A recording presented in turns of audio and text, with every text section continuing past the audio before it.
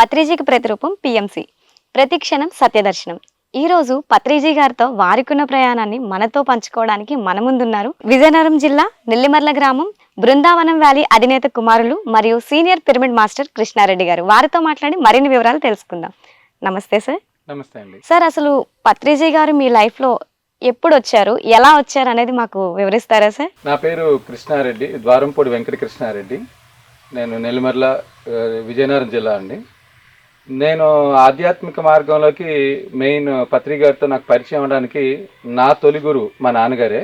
మా నాన్నగారి గురువు పత్రి గారు. సో నేను మొట్టమొదట ఈ ఆధ్యాత్మిక విద్యలో నేను ఈ ప్రపంచాన్ని చూసింది మా నాన్నగారి ద్వారా. ఆయన గురువు గురించి ఆయన ఎప్పుడు కూడా నాకు గొప్పగా వివరిస్తూ ఉండేవారు. అంటే ఆయన ఆధ్యాత్మిక మార్గం అప్పుడు ప్రస్తుతం ఉన్న భౌతిక ఆధ్యాత్మిక మార్గంలో, భక్తి మార్గంలో కాకుండా ఒక సైంటిఫిక్ రీజన్స్తో ఆయన చేసే ప్రతి పని కూడా ఎలా ఉంటుంది అనేది నాకు వివరిస్తూ ఉన్నప్పుడు ఆయన పట్ల, పత్రిజీ పట్ల నాకు ఒక రకమైన ఆసక్తి ఏర్పడింది. ఈయన వివరిస్తున్న, అంటే చాలా భక్తి మార్గంలో ఉన్న గురువులను చూస్తుంటాం, జెడ్ కేటగిరీ సెక్యూరిటీతో, జనరల్గా కాషాయ వస్త్రాలు, ఇలాగ ఒక గ్యాప్ మెయింటైన్ చేసి శిష్యుడు గురువు అనే ఆ గ్యాప్ను మెయింటైన్ చేయడం, అదంతా చూసేవాడిని. ఎందుకంటే పత్రిజీని కలవక ముందర కూడా ఎన్నో ఆశ్రమాలకు తిరిగానండి. అక్కడ గురువులు ట్రీట్మెంట్ ఎలా ఉంటుందని వినేవాడిని.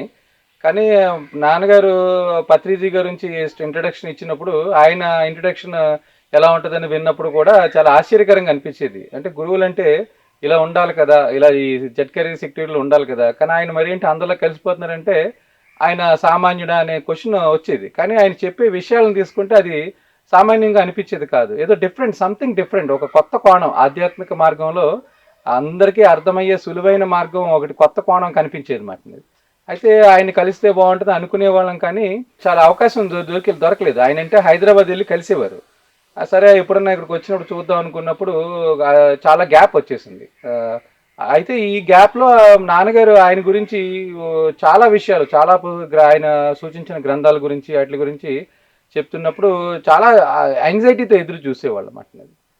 ఒకనొక రోజు భీమవరంలో తటవర్తి రాఘవరావు గారి ఆశ్రమంలో పత్రి గారి క్లాస్ ఉందని చెప్పి మా నాన్నగారు మమ్మల్ని విజయనగరం నుంచి, భీమవరం అంటే 300 కిలోమీటర్ల అవతల, మనం వెళ్ళి ఆ క్లాస్కి వెళ్దామంటే నేను ఆశ్చర్యపోయాను. ఎందుకంటే ఒక పెళ్ళికో లేకపోతే వ్యవహారానికో దేనికన్నా వెళ్దామంటే జనరల్గా అందరూ ఇలా బయలుదేరుతాం, కానీ ఒక క్లాస్కి కుటుంబ సమేతంగా ఒక 300 కిలోమీటర్లకి అవతలకి వెళ్ళాల్సిన అవసరం ఉందా అనే క్వశ్చన్ వచ్చింది అప్పుడు. కానీ నాన్నగారు వెళ్దాం అన్నారు కాబట్టి బయలుదేరాం. వెళ్ళిన తర్వాత పత్రిజీని మొట్టమొదటిసారి అక్కడ లైవ్లో ఎదురుకుండా చూడడం జరిగింది. ఆయన క్లాస్ విన్నాము, కొంత అర్థమైంది. ఎందుకంటే నాన్నగారు దానికి ముందు ఒక బేస్ నాలెడ్జ్ని అంతా ఆయన ఇచ్చారు కాబట్టి ఆయన చెప్పేది కనెక్ట్ అయింది. అయితే ధ్యానం చేయాలనే ఆలోచన కూడా ఉండటంతో మొట్టమొదట భీమవరం అక్కడ రాఘవరావు గారి కళ్యాణ మండపంలోనే ఆయన సమక్షంలో గురువు గారు ధ్యానం ఎలా చేయాలి అనేది నేర్పించారు.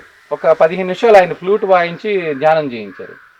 ఆ ఫ్లూట్ వాయింపులో మొట్టమొదటిసారి తెలియదు కాబట్టి ఆ ఫ్లూట్ వాయించడం చాలా డిస్టర్బెన్స్గా ఫీల్ అయ్యాను. జనరల్గా అందరూ ఆ ఫ్లూట్లోని ఇన్వాల్వ్ అయ్యి చాలా బాగుంది, శ్రావ్యంగా ఉందనుకుంటారు. నాకు అది డిస్టర్బెన్స్ అనిపించింది.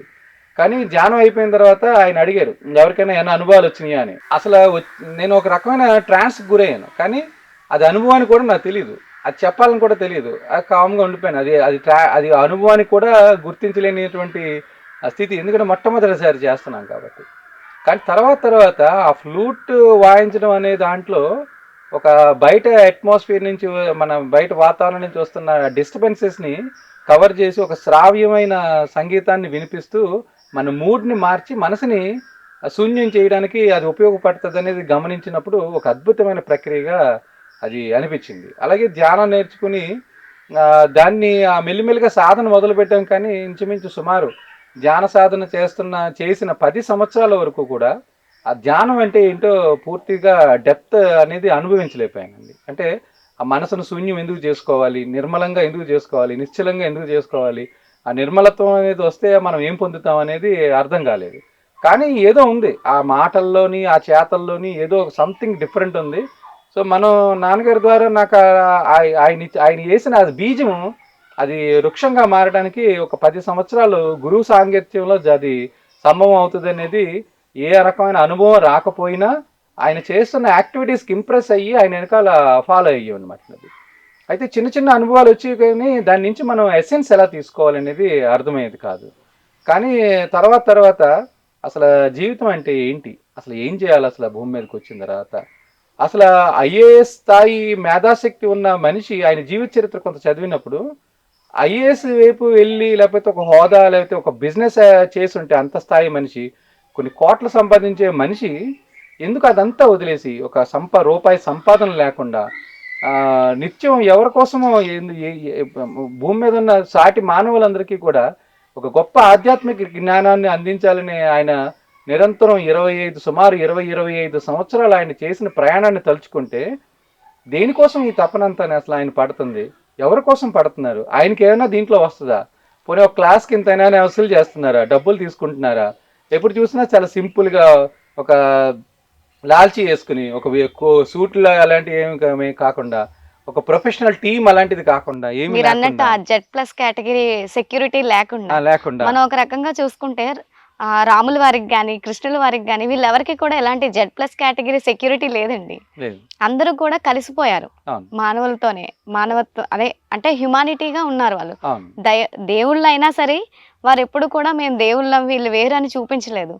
మనలో ఉన్న చైతన్యం వారిలో ఉన్న చైతన్యం ఒకటే అని చెప్పేసి, అంటే భగవంతుడు సర్వాంతర్యామి అనేదాన్ని వాళ్ళు అందరికీ చాటి చెప్పారు. మాటలతో కాకుండా చేతలతో చాటి చెప్పారు వారు. అయితే మనకి పురాణాల్లో చదువుకున్న దేవుళ్ళ గురించి ఉన్న ఇన్ఫర్మేషన్ అంతా ఓకే, కానీ మనం ఇప్పుడు మన సమకాలీనంలో ఆ టైప్ రిసీవింగ్ మనం ఎవరి దగ్గర చూడలేదు. ఎందుకంటే ఏ గురువు దగ్గరికి వెళ్ళినా ఒక 3 pages సెక్యూరిటీ అనేది డైరెక్ట్గా వెళ్ళి గురువుని కలవడానికి అవకాశం లేదు. ఇప్పుడు కానీ పత్రి గారు అలా చేయలేదు. నేను సామాన్యుడిని, నేను ఏదైతే జ్ఞానాన్ని నేను ఉపయోగించుకుని ఈ స్థాయికి ఎదిగానో ఆ స్థాయికి మీరు కూడా ఎలా ఎదగగలరు అని ఆ గ్యాప్ని, ఒక గురువు అనే స్థాయిని పక్కకు పెట్టి ఆయన ఒక సామాన్యులాగా మనతో కలవటం, మనతో చర్చించడం, మనతో మూవ్ అవ్వటం, ఇవన్నీ కూడా మనల్ని అంటే గురువులు మాత్రమే, అంటే ఒక స్థాయికి వెళ్ళిన వాళ్ళు మాత్రమే సాధించగలరు అనే ఒక ఆలోచన చెరిపేయడానికి ఆయన స్థాయిని తగ్గించుకుని మనతో కలిసి, అంటే ఒక చిన్నపిల్లవాడికి ఒక విద్యని నేర్పించాలనుకున్నప్పుడు ఒక పెద్దవాడు చిన్నపిల్లలకి ఎలాగైతే ఆడుతూ పాడుతూ వాళ్ళతోని ఒక యాక్టివిటీని నేర్పిస్తారో, అలాగే పత్రి గురువు గారు కూడా ఆ స్థాయిని తగ్గించుకుని మనతో మూవ్ అయ్యి మనతోని చిన్న సామాన్యంగానే మాట్లాడుతున్నట్టుగా అనిపిస్తూ దాంట్లో మనకి ఎంతో జ్ఞానాన్ని అందిస్తూ ఆయన మూవ్ అవడం అనేది చాలా ఇంప్రెసివ్గా అనిపించింది మాట. ఎందుకంటే మనం ఇప్పుడు ఒక ఏ సంస్థకు చెందిన స్వామీజీని చూసినా వెంటనే మనకు కలిగే ఫీలింగ్ ఏంటంటే ఇలా మనం అవ్వలేం, ఇలా చేయలేం, ఎందుకంటే అది మన వల్ల సాధ్యం కాదని ఒక గ్యాప్ని క్రియేట్ చేస్తుంది. ఆ గ్యాప్ని ఫస్ట్ ఈయన ఆ గ్యాప్ని తొలగించారు. దానివల్ల చాలా మంది దగ్గర అవ్వగలిగారు, ఫ్రీగా మూవ్ అవ్వగలిగారు, ఫ్రీగా ఆయనతో ఎక్స్ప్రెస్ చేయగలిగారు, ఓపెన్ అవ్వగలిగారు. ఆ ఓపెన్ అవ్వగలగడం అనేది ఆ గురువు చేయగలిగారు. అది మంచి అద్భుతమైన కాన్సెప్ట్గా నాకు తోచింది మాట. అందుకని ఈయన దగ్గర మనం పర్లేదు, మనకు తెలియపోయినా ఓపెన్ అవ్వచ్చు, మన స్థాయి ఇది అనేది బయటపడినా ఆయన మనల్ని ఎక్కడి నుంచి ఎలా లిఫ్ట్ చేయాలనేది ఆయనకి అర్థమవుతుంది అనేది ఇంప్రెసివ్గా అనిపించి ఆయనకి దగ్గర అయ్యామాట. అంటే మనం ఏదైనా అడిగితే ఖచ్చితంగా దానికి అనుగుణంగా ఏదో ఒక ఆన్సర్ అనేది సార్ దగ్గర నుంచి వచ్చేది. ఆ ఆన్సర్ కూడా రెగ్యులర్ భౌతిక భక్తి మార్గానికి సంబంధించిన ఆన్సర్ లా కాకుండా ఒక సైంటిఫిక్ అప్రోచ్తో కూడిన ఆన్సర్ అనేది మనం ఆలోచిస్తే స్టెప్ బై స్టెప్ ఆలోచిస్తే దాంట్లో ఖచ్చితంగా ఇది మూఢనమ్మకాలకి మూఢ విశ్వాసాలకి సంబంధించిన థీరీ కాదు, ఇది సైంటిఫిక్ అప్రోచ్. ఇలా చేస్తే ఎస్ ఇలా జరుగుతుంది అని అనిపించే విధంగా ఆలోచించి, అంటే విన్న వాళ్ళకి కూడా ఏదో గుడ్డి చీల పడ్డట్టు ఫాలో అయిపోవడం. ఇప్పుడు ఎందుకంటే చాలా మట్టుకి మనం ఆధ్యాత్మిక మార్గంలో పెద్దలు చెప్పారని, తాతలు చెప్పారనో, ముత్తాతలు చెప్పారనో, లేకపోతే పూర్వీకుల నుంచి వస్తున్న ఆచారాలను ఏదైతే మనం ఫాలో అవుతున్నామో దాన్ని వివరించి ఈ సమయంలో ఈ కాలానికి అనుగుణంగా మనం దాన్ని మార్చుకుని దాన్ని ఎలాగ మనం ఇప్పుడున్న పరిస్థితులకు అనుగుణంగా మార్చుకుని మన శారీరక, మానసిక, సాంఘిక, ఆధ్యాత్మిక శక్తుల్ని ఎలా వికసింప చేసుకోవచ్చు అనేది ఆయన ఈ 4 తలాలని స్పృశిస్తూ ఆయన చెప్పిన జ్ఞానం ఒక నరుడిని నారాయణుడిగా ఎలాగ మార్చుకోవచ్చు. ఇప్పుడు మనకి అప్పుడప్పుడు సామాన్యుల్లో కనిపిస్తూ ఆయనలో ఉన్న విశేషమైన శక్తిని ఆయన ప్రదర్శిస్తూ ఆయన జ్ఞానాన్ని మనకి పంచుతూ ఆయన విశ్వరూపాన్ని చూపించినట్టుగా మన మధ్యన తిరిగాడుతున్నప్పుడు ఎస్, ఒక నార్మల్ హ్యూమన్ బీయింగ్ కూడా నార్మల్ లైఫ్ లీడ్ చేస్తూ మనం అంటే జనరల్గా అందరూ ఏమంటారంటే హిమాలయాలకు వెళ్ళిపోయో లేకపోతే సంసారాన్ని వదిలేసో లేకపోతే వైరాగ్య మార్గంలోకి వెళ్ళో మనం ఆధ్యాత్మికంగా ఎదుగుతాం తప్ప సంసార జీవితంలో ఉన్నప్పుడు మనం ఇది ఎదగటం అసాధ్యం అవును. అనుకుంటున్న భావనలో ఉన్న వాళ్ళకి ఆయన లైవ్ లో మనందరి మధ్యన తిరుగుతూ ఆనందాన్ని, అతి అశేషమైన విశేషమైన ఆనందాన్ని, ఆత్మానందాన్ని ఆయన పొందుతూ లైవ్ లో తిరుగుతున్నప్పుడు ఆయన ఒక లైవ్ ఎగ్జాంపుల్ గా మధ్య ఆయన మార్గానికి. ఆయన చెప్తున్న జ్ఞానాన్ని అంతటినీ కూడా ఆచరిస్తూ లైవ్ ఎగ్జాంపుల్ చూపిస్తున్నప్పుడు ఇంక అంతకన్నా మనకి కావాల్సింది ఏముంటుందని అని అనిపించేది అనమాట. అంటే మనం ఏదైతే అసాధ్యం దుర్లభం అని అనుకుంటామో దాన్ని సుసాధ్యం చేసి మన మధ్యనే ఆయన లైవ్ ఎగ్జాంపుల్ గా తిరుగుతున్నప్పుడు అది అద్భుతమైనగా అనిపించేది. అంటే దేవుళ్ళని మనం ఎక్కడో ఈ లక్షణాలతో ఉన్న మనుషుల్ని మనం చూడలేము, గ్రంథాల్లోనే మనం లేకపోతే పురాణాల్లోనే వీక్షించగలం అనుకునే వాళ్ళం. కానీ అలాంటి వ్యక్తి మన మధ్యనే నడయాడుతున్నప్పుడు, అది కూడా ఎవరిని విమర్శించకుండా, ఇప్పటి వరకు భూమి అవతరించిన తర్వాత ఎంతమంది గురువులై వచ్చి ఎన్నెన్ని రకాల జ్ఞానాలను ఇచ్చారో అన్నిటిని జోడిస్తూ ఒక్కొక్క దగ్గర నుంచి ఒక్కొక్క రకమైన కాన్సెప్ట్ ని, అది ఎలాంటిదంటే ఇప్పుడు చాలా మంది చెప్తూ ఉంటారు ఒక వసుదేవ కుటుంబాన్ని స్థాపించాలి ఆధ్యాత్మిక మార్గంలో అని. కానీ ఎవరికి సంబంధించిన జ్ఞానాన్ని వాళ్ళు గిరి గీసుకుని ఇదే ఫాలో అవ్వండి, ఇదే ఫాలో అవ్వండి, ఇదే ఫాలో అవ్వండి అని చెప్తూ అక్కడ రిస్ట్రిక్షన్స్ పెడతారు. కానీ ఈయన ఏం చేశారంటే మొట్టమొదట ఆ గురువులందరినీ, ఎంతమంది ఈ భూమి ఉద్భవించిన తర్వాత ఉన్న గురువులందరూ ఒక ప్లాట్ఫామ్ మీద తీసుకొచ్చేసారు. నిజంగా వసుదైవ కుటుంబాన్ని అనేది అన్ని అందరు గురువుల్ని తీసుకొచ్చి, అంటే ఇప్పుడు ఒక హంస పాలుకు పాలు నీళ్ళకి నీళ్లు వేరు చేసి ఎలాగైతే తీసుకోగలుగుతుందో, ఇప్పటి వరకు ఉన్న గురువులో ఉన్న విశేషమైన గుణాలన్నింటినీ తీసుకొచ్చి మన ముందర పెట్టారు. జనరల్ గా ఒక గురువు ఇంకో గురువుని పరిచయం చేయరు. ఎందుకు చేయరంటే నా శిష్యులు వాళ్ళ శిష్యులుగా మారిపోతారేమని భయపడి ఆ విశేషమైన నేర్చుకున్న జ్ఞానాన్ని కూడా తన జ్ఞానంగా పరిచయం చేస్తారు తప్ప, ఒక ఓషో గారు ఇలా చేశారు, ఒక లోప్సామ్ రాంపా ఇలా చేశారు, లేకపోతే వివేకానంద ఇలా చేశాడు, ఒక రమణ మహర్షి ఇలా చేశారు, లేకపోతే మహావతార్ బాబాజీ ఇలా చేశారు, ఇలాగా వాళ్ళని పరిచయం చేయరు. కానీ ఈయన వాళ్ళ జీవిత చరిత్రలందరినీ చదవమని మనకి అవకాశాన్ని ఇచ్చి వాళ్ళ జీవితాల్లో వాళ్ళ 100 సంవత్సరాల్లో గడించిన ఆ విజ్ఞానాన్ని అంతా మనం తెలుసుకునేటట్టుగా ఆ ఎసెన్స్ని, అంటే మనం 1000 జన్మలు ఎత్తక్కలేకుండా ఒకే జన్మలో 1000 మంది గురువుల యొక్క జీవిత చరిత్రలు మనం తెలుసుకుని 1000 జన్మల సారాంశం ఒకే జన్మలో మనం క్రోడీకరించుకోవడానికి అవకాశం ఇచ్చిన ఒక గొప్ప గురువు. జనరల్గా ఈ అవకాశాన్ని, ఈ ఫ్రీడమ్ని మనకి ఒక భగవంతుడు ఇచ్చాడు. ఇది ఫ్రీ విల్ జోన్. మనం ఏది కావాలంటే అది పొందడానికి, అది చేయడానికి భగవంతుడు ఎంత అవకాశాన్ని ఇచ్చాడో, ఒక స్వచ్ఛమైన గురువు, ఒక ప్యూర్ హార్టెడ్ గురువు, నా శిష్యుడు నన్ను మించిపో ఎదగాలి అని కోరుకునే తత్వం, బెస్ట్ ఎగ్జాంపుల్ ఉన్న గురువు ఆ పత్రిజీలో నాకు అది కనిపించింది మాట. అది ఎందుకంటే ఆయన ఎక్కడ అలాగే ఈ ధ్యాన మహాచక్రాలు చేస్తున్నప్పుడు, ధ్యాన యజ్ఞాలు చేస్తున్నప్పుడు ఇతర సంస్థలకు సంబంధించిన ధ్యాన సాధకుల్ని తీసుకొచ్చి వారి అనుభవాన్ని ఈ వేదిక మీద అది చేయాలంటే ఆయనలో ఎంతో గట్స్ ఉండాలి. ఎందుకంటే ఈ గురువు ఆ గురువుని తీసుకొచ్చారంటే ఆ గురువు కన్నా ఈ గురువు తక్కువ కాబట్టి తీసుకొచ్చి ఉంటారనే అభిప్రాయానికి వచ్చే అవకాశం ఉంటుంది చాలా మందిలో. కానీ దాన్ని కూడా బ్రేక్ చేసి వాళ్ళని కూడా మనం ఏం చేస్తున్నాం, ఈ సాధకులు నన్ను ఫాలో అయ్యేవారు ఎవరు కూడా ఈ అనుభవాల్ని వాళ్ళ సాధన ద్వారా ఏదైతే అనుభవాలను పొందారో ఆ అనుభవాల్ని మళ్ళీ వాళ్ళకి చెప్పించి, ఈ గురువు వీళ్ళందరినీ పిచ్చోళ్ళని చేయట్లేదు, వీళ్ళ చేత సాధన జ్ఞానాన్ని ఇవ్వడం మాత్రమే కాకుండా సాధన కూడా చేసి సాధన ద్వారా వచ్చే అనుభవాలను పొంది అనుభవ జ్ఞానులుగా చేసి ప్రాక్టికల్స్ చేయిస్తున్నారు. కేవలం థియరీ చెప్పేసి అటా ఇటా అనే కాకుండా వదిలేయకుండా ప్రాక్టికల్గా చేయించి వాళ్ళలోంచి వచ్చిన అనుభవాలను మనకి వినిపిస్తున్నారు. సో ఇది ఇక్కడ లైవ్ ప్రూఫ్లు ఉన్నది. ఆ లైవ్ ప్రూఫ్ ఉన్నప్పుడు కూడా మరి ఆ ఇతర గురువులు ఎలా కాదనగలుగుతారు?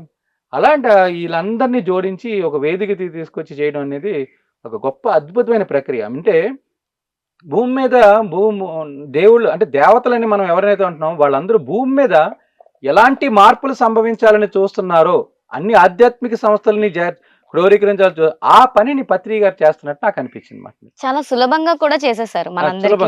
ఎందుకంటే మనకి మీరు అన్నట్టు నిజంగానే ఆధ్యాత్మికత అంటే నిజంగానే సన్యసించాలేమో, ఇంకా ఫ్యామిలీకి దూరం అయిపోవాలేమో అని చాలా అపోహలు చాలా మందికి ఉన్నాయి.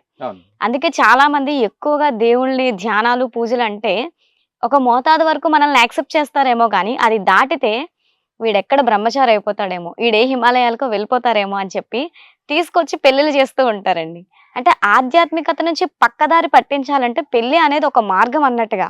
ఎవరైనా సన్యసించకూడదంటే పెళ్లి చేసేసి ఒక పిల్లాడో పిల్లో పుడితే ఇంకా వీళ్ళు భౌతిక ప్రపంచంతో ఉంటారు, నా పిల్లలు నా ముందు ఉంటారు, వీళ్ళు ఇంకా ఎటు వెళ్ళిపోరు, వీళ్ళ అంతిమ క్షణంలో వీళ్ళని చూసుకోవడానికంటూ ఒక తోడు ఉంటారు అనే ఒక దృష్టికోణంతో మనం చేస్తూ ఉంటాం ఇవి. కానీ మనకి పత్రిజీ గారు ఏం చెప్పారంటే ఇవేమి చెయ్యక్కర్లేదు, అసలు హిమాలయాలకు వెళ్ళవలసిన అవసరమే లేదు, మీ ఇంట్లో కూర్చొని మీరే చేసుకోండమ్మా ధ్యానం, మీ ఇళ్ళల్లో మీరే చేసుకోండి, మీరు ఎక్కడుంటే అక్కడే దేవాలయం, అసలు మన దేహమే దేవాలయం అనేవి చాలా చక్కగా చెప్పారు. మధ్య మార్గం అనేది చాలా బాగా చెప్పారు. అంటే ఇటు కుటుంబాన్ని చూసుకుంటూ ఆధ్యాత్మికతలో ఉండొచ్చు అని చెప్పడమే కాకుండా చేసి చూపించారు మన ముందు. అవునండి. ఇంకా మీకు సార్‌తో ఏమైనా అనుభవాలు ఉన్నాయండి? అంటే ఎప్పుడన్నా గురువుని వస్తున్నప్పుడు డౌట్స్ అడగాలి అని చాలామంది అనేవారు. అంటే మనకి ఎవరైనా అడిగినా మిడిమిడి జ్ఞానంతో మనకి వాళ్ళకి తోచిన జ్ఞానాన్ని అందిస్తారు. కాబట్టి గురువు సమక్షంలో గురువుని అడిగితే బావుంటది అనేవారు. కానీ ఆయన సమక్షంలోకి వస్తులకి ఆలోచనలన్నీ నిర్వీర్యమైపోయాయి మాట. అంటే మనం మనకు అందాల్సిన మెసేజ్ ఇప్పుడు చూడండి, బుద్ధుడి దగ్గరికి ఎవరన్నా వెళ్తే వాళ్ళు సరెండర్ అయిపోయేవారు బుద్ధుడికి. వాళ్ళు ఏది చేయాలనుకున్నా అది చేయలేకుండా సైలెంట్ అయిపోయేవారట. అలాగా పత్రి గారి దగ్గరికి ఎప్పుడు వెళ్ళినా వచ్చే ముందర ఎన్నో క్వశ్చన్స్ ప్రిపేర్ చేసుకునేవాడిని. ఇది అడగాలి, ఇది అడగాలి, ఇది అడగాలని. కానీ ఆయన సమక్షంలోకి ఐస్‌లా కరిగిపోయి ఇది ఏముంది అడగాల్సింది ఏంటి ఆయన చెప్తున్నారు కదా! ధ్యానం చేస్తే అన్నీ తెలుస్తాయని చెప్తున్నారు కదా! అన్నీ తెలుస్తాయని చెప్పినప్పుడు మళ్ళీ ప్రత్యేకంగా ఆయన్ని ప్రశ్నించి ఇది అవుతదా? ఇది అలాగా? ఇది ఇలాగా? అని ఎందుకు అడగాలి అనని అడగబుద్ధి వేసేది కాదు. కానీ డైరెక్ట్‌గా ఆయన ఎప్పుడన్నా ఇది అడుగు అని నేను ఎప్పుడు అడగలేదు కాబట్టి, ఆయన అనుమతి లేకుండా మనం ఎందుకు ఆయన్ని మనం కదపాలని ఆ మనోశూన్యతలోకి ఆటోమేటిక్‌గా చేరిపోయాం. అది ఒక వింత అనుభూతిగా అనిపించేది నాకు. ఎందుకంటే ఈ ప్రక్రియ కొన్ని ఒక 10 సార్లో, 15 సార్లో జరిగింది. అడగాలనుకోవటం, అక్కడికి వెళ్తులోకి మౌనంగా అయిపోతాం.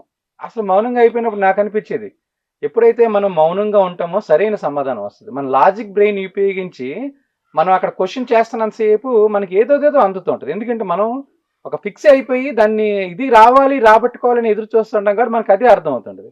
అదే న్యూట్రల్ అయిపోతే ఏది అర్థం కావాలో అది మనకు వస్తదనేది అది నాకు తర్వాత ఆయనలో అది అర్థమైందన్నమాట నాకు. చాలా బావుంది సార్. అంటే ఇప్పుడు పత్రిజీ గారు దగ్గరికి వెళ్లి మీరు ఏదైతే అడగాలనుకున్నారో అది అడుగుదాం అనుకుని ఉండిపోయేవారు. మరి ఆ క్వెషన్‌లు ఏవైతే ఉన్నాయో వాటికి సమాధానాలు ఎలా దొరికేవి మీకు? గురువుల యొక్క గ్రంథాలను అధ్యయనం చేస్తున్నప్పుడు సమాధానాలు దొరుకుతాయి అన్నారు. అది ఇంకా వివరణగా, అంటే సపోజ్ ఇప్పుడు మనం ఉన్న ఈ స్థాయికి ఆయన చెప్పే సమాధానం మనకు అర్థం కాకపోవచ్చు.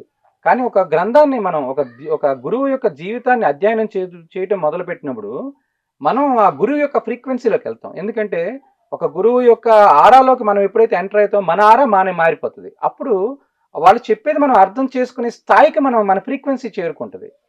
ఆ గ్రంథానికి చదువుతున్నప్పుడు ఆయనకి అడగాలి అనుకున్న సబ్జెక్ట్‌కి సంబంధించిన గ్రంథం చదువుతున్నప్పుడు ఆ చెప్పే గురువు యొక్క ఫ్రీక్వెన్సీలోకి మనం చేరుకున్నప్పుడు ఆ చెప్పేది ఏంటనేది పూర్తిగా అర్థం అవ్వడం అనేది జరిగిందన్నమాట. అప్పుడు నాకు అనిపించింది, మనం పత్రి గారితోని అక్కడ ఉన్నప్పుడు అడిగే కన్నా ఇది 200 పేజీల్లో ఆ చిన్న మొక్క అడగాలనుకుంది 200 పేజీల్లో ఎక్స్‌ప్లనేషన్ చాలా వైడ్‌గా, అంటే కనెక్టింగ్ ఒక పేజీ నుంచి రెండో పేజీ అలా 100 పేజీల గతులకి సంపూర్ణమైన జ్ఞానం. అంటే ఒక పదానికి మనం గురువుగారితో మాట్లాడినప్పుడు ఒక సెంటెన్సెస్‌లో చెప్పగలమేమో.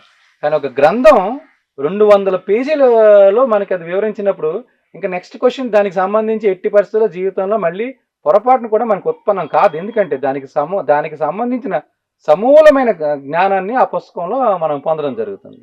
సో అది సాటిస్ఫైడ్‌గా అనిపించింది. అప్పుడు అర్థమైంది, గ్రంథాన్ని ఎందుకు అధ్యయనం చేయాలి అని అన్నారో. నెక్స్ట్ ఆయన ఇంకో మొక్క కూడా చెప్పారు. ఆయన సూచించిన ఈ 1000 గ్రంథాల్లో ఏ ఒక్క గ్రంథాన్ని అధ్యయనం చేయకపోయినా జన్మ వేస్ట్ అన్నారు. ఏకంగా జన్మ వేస్ట్ అనేసారు. సో అప్పుడు అనిపించింది మాట, అంటే ఈ బ్రతుకు చనిపోయిన తర్వాత మళ్ళీ పుడతామో మళ్ళీ వస్తామో రావడం ఇదన్నీ తర్వాత సంగతి. కానీ ఉన్న ఈ జన్మని మనం పరిపూర్ణంగా ఆ అధ్యయనానికి ఉపయోగించగలిగితే, అంటే నేను గురువు గారి దగ్గర గమనించింది ఏంటంటే, ఏదైనా జ్ఞానం మస్తిష్కంలో నిక్షిప్తం అయితేనే అది దాన్ని మనం ఎప్పుడైనా వాడుకోగలుగుతాం. ఇప్పుడు మన దగ్గర డబ్బు అనేది బ్యాంకులో డిపాజిట్ ఉంటేనే కదా అవసరమైనప్పుడు వాడుకోగలుగుతామండి.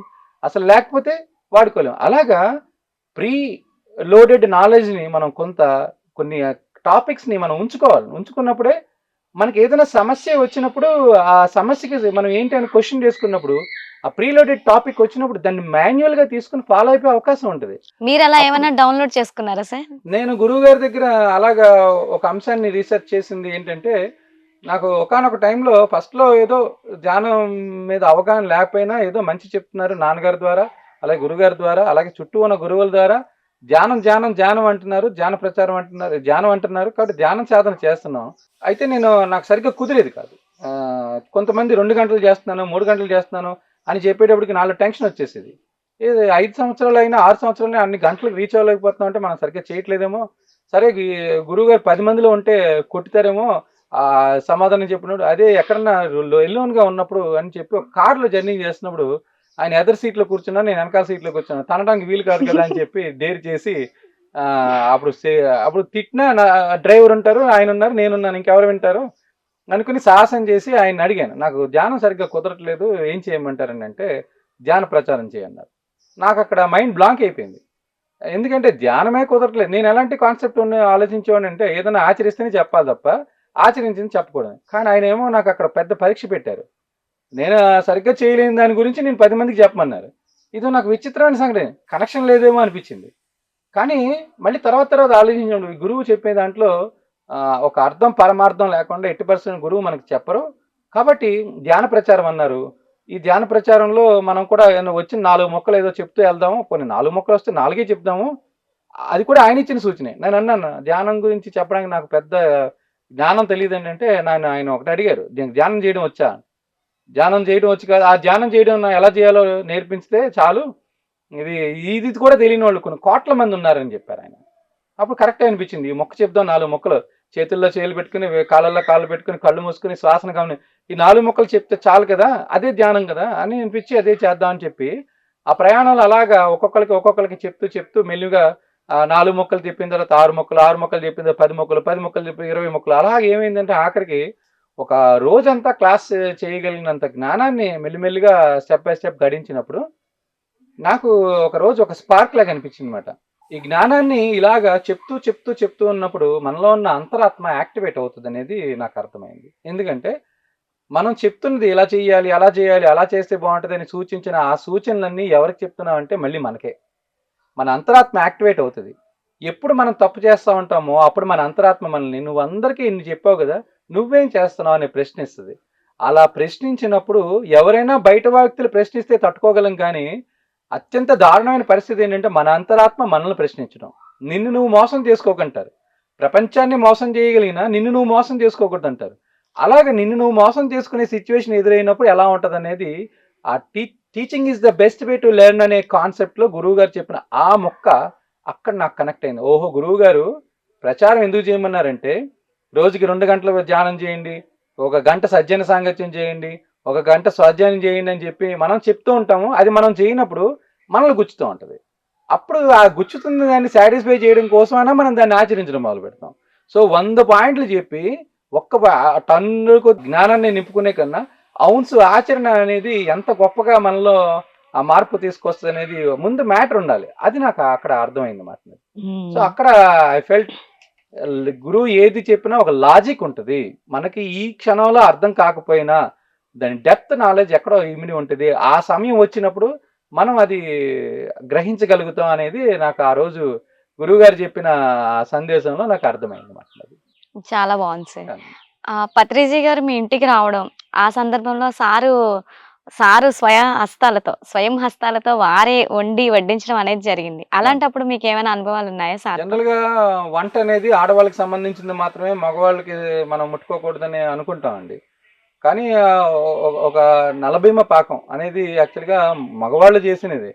ఆ మగవాళ్ళు కూడా ఒక యోగి, ఒక ధ్యాని తన చేతులతో స్వహస్తాలతో ఒక ఆహారాన్ని పద్ధతి ప్రకారం అంటే ఆయన ఎంత కీన్‌గా ఆహారం విషయంలో అబ్జర్వ్ చేసేవారంటే మీరు గమనించి ఉంటారు. ఒక రైస్ వడ్డించినప్పుడు ఏ స్థాయి గరిటెని వాడాలి. అంటే చాలామంది కొన్ని వాళ్ళ దగ్గర అందుబాటులో ఉన్న దానితోని వడ్డించడం ప్రయత్నం చేస్తారు. ఆయన ప్రతి దాన్ని సరిచేసేవారు. అంటే ఒక రైస్ వడ్డించినప్పుడు ఏ గరిటె పట్టుకోవాలి. సాంబార్ వడ్డించినప్పుడు కారిపోకుండా అవతల వాళ్ళ ప్లేట్‌లోకి ప్లేట్‌లో కూడా ఎక్కడ ఎయ్యాలి? ఏ మూల వెయ్యాలి? దాన్ని ఎంత క్వాంటిటీలో ఎయ్యాలి? ఏదో మనం ఒక భిక్షగాడికి ఏస్తున్నట్టుగా కాకుండా ఆ వడ్డిస్తున్న ఆహారాన్ని ఒక ఋషికి వడ్డించేటప్పుడు స్థాయి విజ్ఞతతో మనం మాట్లాడే తీరు ఎలా నిలబడాలి? ఒకటి తర్వాత అసలు ముందు ఏది పెట్టాలి, చాలా మందిని గమనించేవారు ఆయన.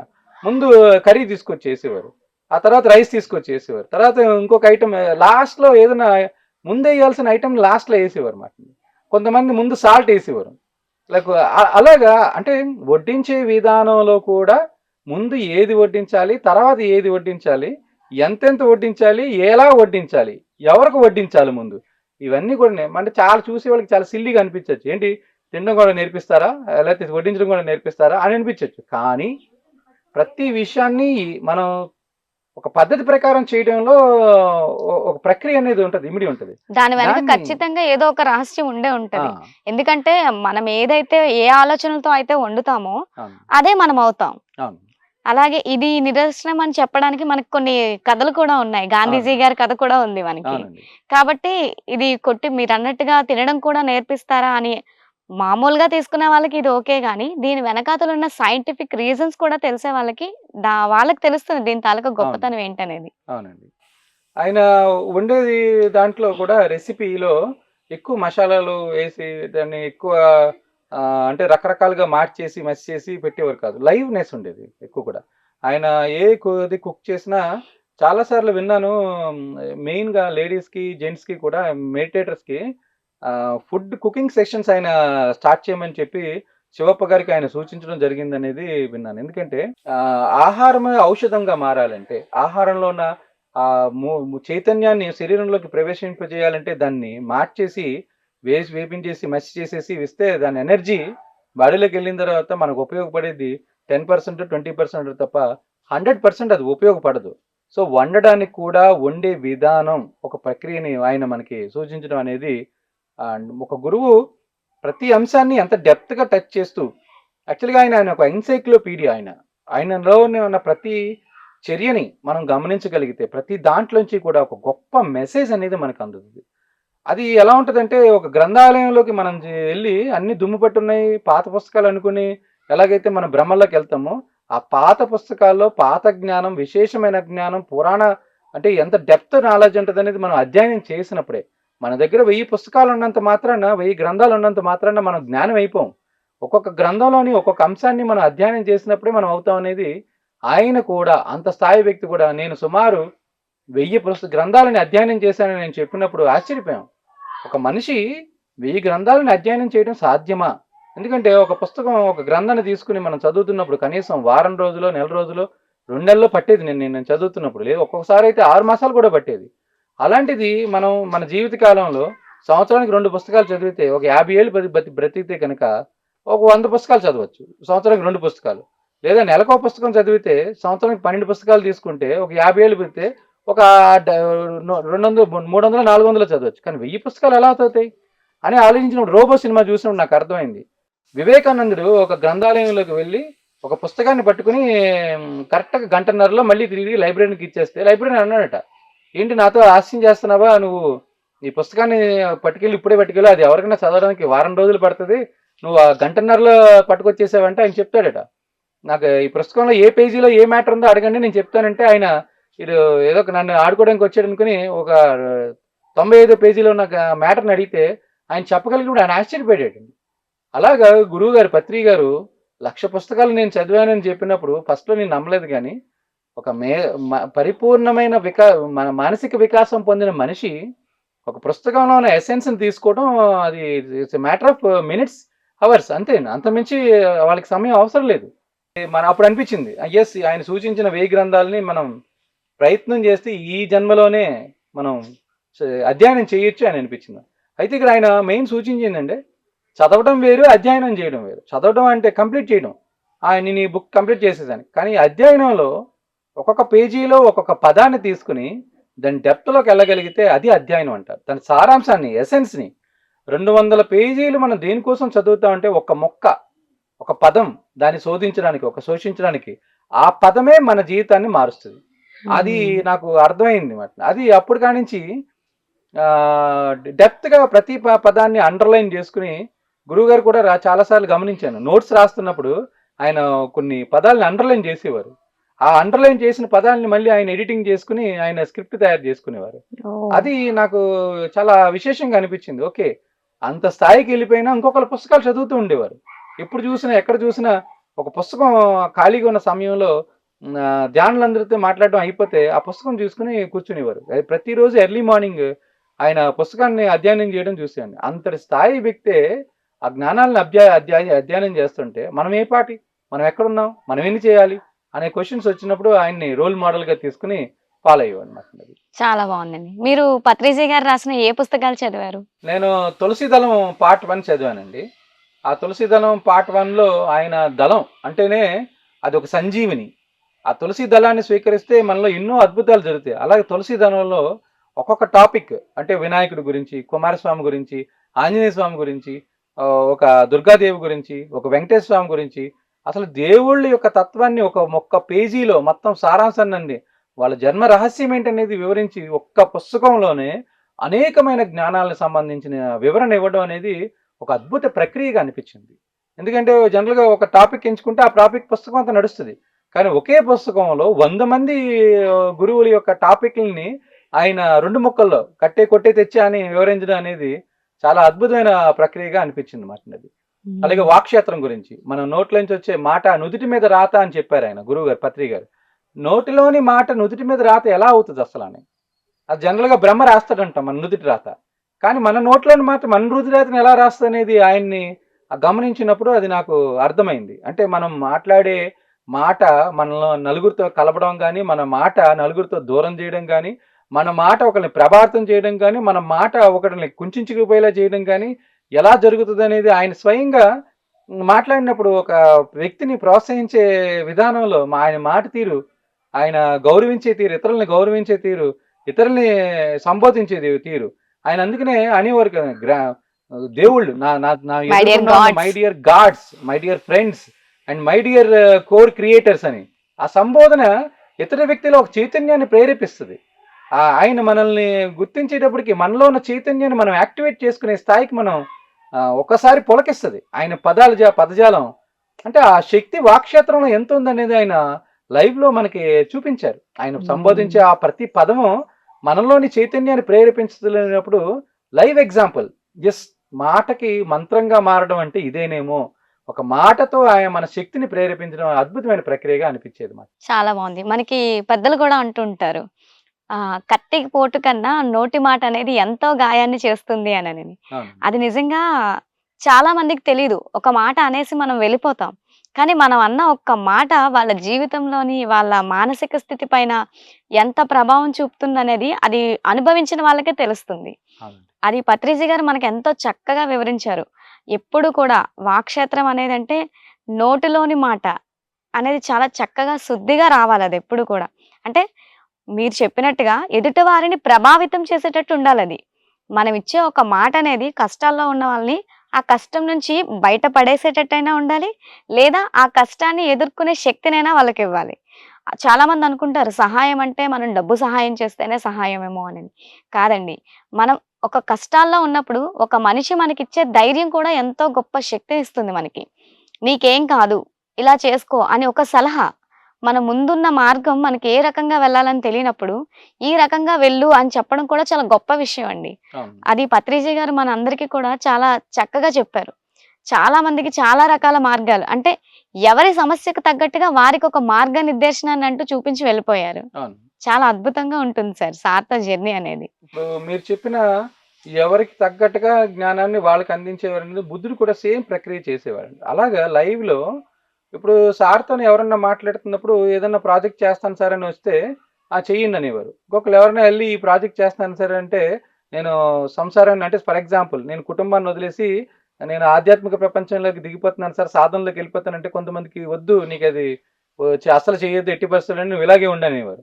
ఒక్కొక్కరేమో నేను వ్యాపారం చేసుకుంటున్నాను సార్, వ్యవహారాలు చేసుకుంటున్నాను, చాలా బాగున్నాను సార్ అంటే అన్నీ ఇమీడియట్గా కట్టిపెట్టేసి దీనిలోకి వచ్చాయనేవారు.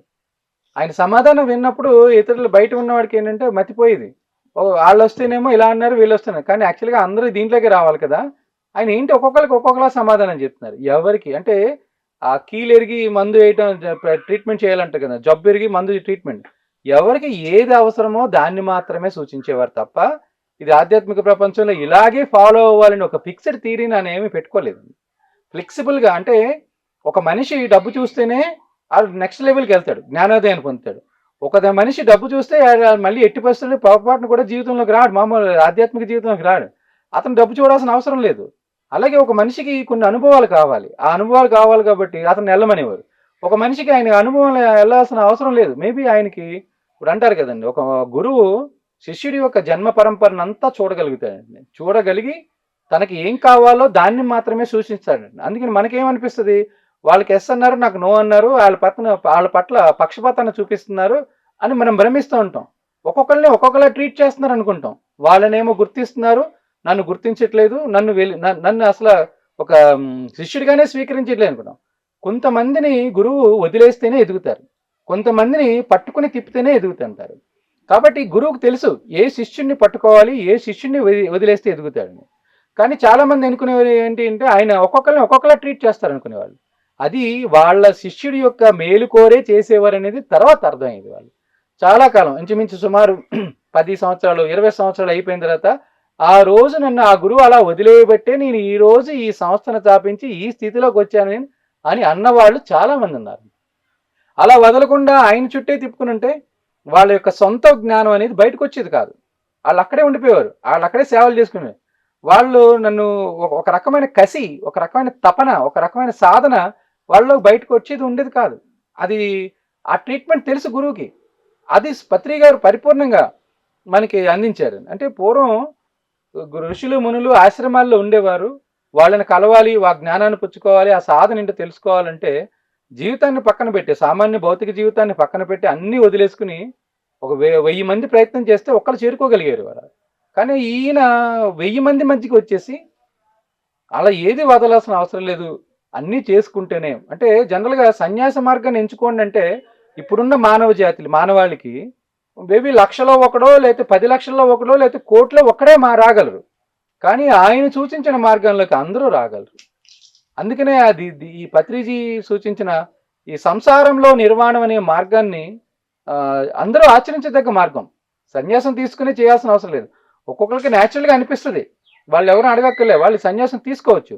కానీ బలవంతపు బ్రహ్మచార్యులు చేయాల్సిన అవసరం లేదనేది గురువు గారు మనకి అందరికి ప్రూవ్ చేసి చూపించారు. అంటే వెరీ అట్రాక్టింగ్ పాయింట్. వారిలో సహజ సిద్ధంగా వారికి అనిపించి వాళ్ళకి కంప్లీట్ గా ఒక వైరాగ్యం అనేది వస్తేనే తప్ప, బలవంతం చేసో లేకపోతే ఆధ్యాత్మికతలో ఉండాలంటే ఖచ్చితంగా సన్యాసం తీసుకోవాలనో అనే ఒక రూల్ అయితే లేదనేది పత్రిజీ గారు చాలా క్లియర్ గా చెప్పారు. అందులో ఆయన చాలా సందర్భాల్లో ఉదాహరిస్తూ లోబ్సామ్ రాంపా ఇలా చెప్పాడు, తర్వాత మన ఓషో గారు ఇలా చెప్పారు, మావతర్ బాబుజీ ఇలా చెప్పేవారు. నేను చెప్పడమే, ఎందుకంటే ఆయన కొత్త వరవడి కాబట్టి దాన్ని యాక్సెప్ట్ చేయాలంటే దానికి ఏదో ప్రామాణికం ఉండాలి. ఆ ప్రామాణికంగానే ఆయన ఏం చేశారంటే మెయిన్ ఎసెన్స్ని ఎవరెవరైతే ఏదైతే చెప్పారో, ఒక విధంగా చెప్పాలంటే ఆయన భగవద్గీత వ్యాఖ్యానం ఒక అద్భుత వ్యాఖ్యానం. భగవద్గీత ఇప్పుడు వరకు మనం అర్థం చేసుకునేది ఏంటంటే భక్తి మార్గాన్ని ఎక్కువ మనం తీసుకుంటాం దాంట్లోంచి.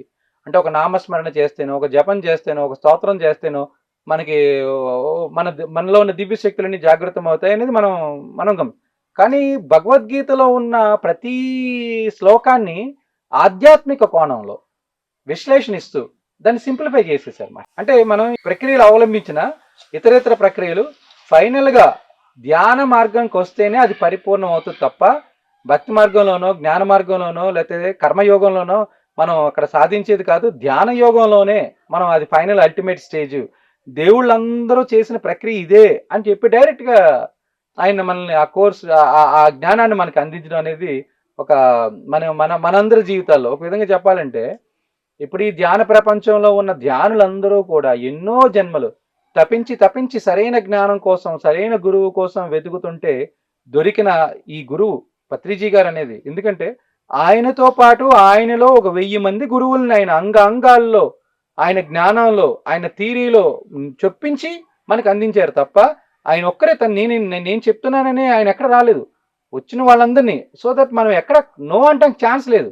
ఆయన సింగిల్ మతానికి సంబంధించి కాదు, సింగిల్ కులానికి సంబంధించి కాదు, క్రిస్టియానిటీలోంచి, ముస్లిమ్స్లోంచి, హిందువుల్లోంచి, జైనుల్లోంచి, బుద్ధిజంలోంచి, ఒక ఇజం కాదు అసలు ఎన్ని ఇజాలు ఉన్నాయో అన్నిటి నుంచే సారాంశాలు తీసుకొచ్చారు. అది ఒక గొప్ప అష్టావధానం లాంటి ప్రక్రియ. అది ఏకత్వం అనేది చాలా గొప్పగా చూపించారు. అంటే అనేకమైన కోణాల్లో విచ్ఛిన్నమైపోయిన జ్ఞానాన్ని భూమి మీద ఫస్ట్ టైం ఒక సింగిల్ ప్లాట్ఫామ్ మీద తీసుకొచ్చేసారు.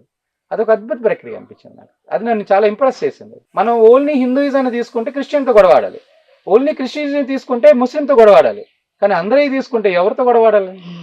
అక్కడ అన్ని సర్వమతాలని కలిపారు. చాలా జీసస్ చెప్పింది వేరు కాదు, మొహమ్మద్ చెప్పింది వేరు కాదు, కృష్ణుడు చెప్పింది వేరు కాదు, అందరూ ఒకటే చెప్పారు.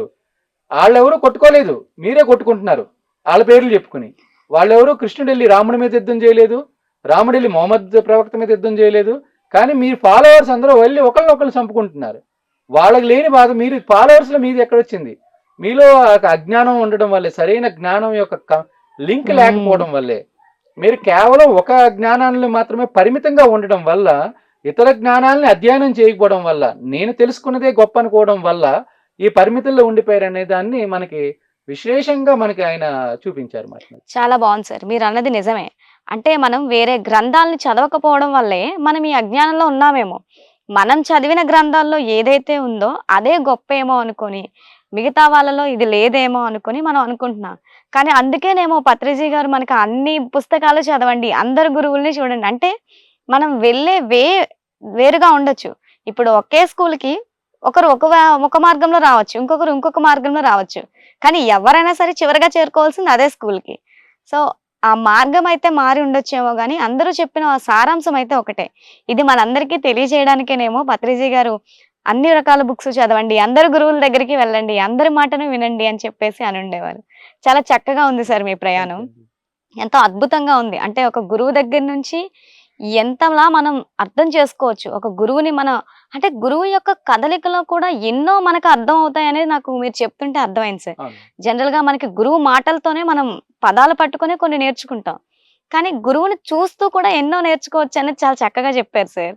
చాలా అద్భుతంగా ఉంది సార్. ఇంత చక్కటి మీ జర్నీని మాతోని, మా ప్రేక్షకులతోని పంచుకున్నందుకు మీకు ధన్యవాదాలు sir. Thank you so much. అవకాశాన్ని ఇచ్చిన పిఎంసి ఛానల్ వారికి, పత్రి గారి మానసపుత్రికైన పిఎంసి ఛానల్ వారికి అందరికీ కూడా ప్రతి ఒక్కరికి పేరు పేరున నా ఆత్మ ప్రణామాలు. చూసారు కదండి, ఇది ఇవాళ పత్రిజీతో నా ప్రయాణం. మరొక కార్యక్రమంలో మళ్ళీ కలుద్దాం. అంతవరకు చూస్తూనే ఉండండి పిఎంసి. నమస్తే.